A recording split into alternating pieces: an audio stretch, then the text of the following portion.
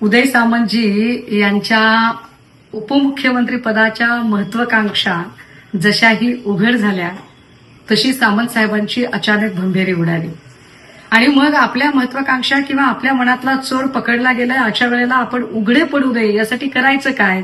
मग सारवासारव करण्यासाठी त्यांनी एक वेगळीच की आपण कसे कृतज्ञ आहोत, आपण कसे ऑब्लाइज्ड आहोत, आपल्यावर किती शिंदेने उपकार केलेले आहेत आणि आपण कुठेही जाणार नाही, उलट आपणच शिवसेना युबीटीचे 10 आमदार आणणार आहोत ओढून, यासाठी आपण कसं ऑपरेशन टायगर राबवलंय वगैरे blah blah blah blah blah एक छान कथा सुरू केली.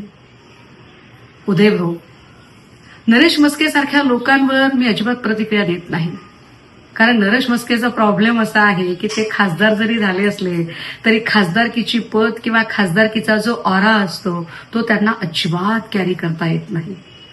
पण उदय भाऊ, तुमच्याकडनं नाही हो मला ही अपेक्षित. काय झालं आता तुमच्या त्या ऑपरेशन टायगरचं? म्हणजे वाघाची शिकार करायला गेलात, हाती एखादा उंदीर तरी लागलाय का बघा. म्हणजे उंदीर जरी लागला तरी पुरेसंच आहे म्हणा, नाहीतरी नरेश म्हस्केजींसारख्या आहेतच की तुमच्याकडे, सोबतीला एखादा असलं पाहिजे एवढंच.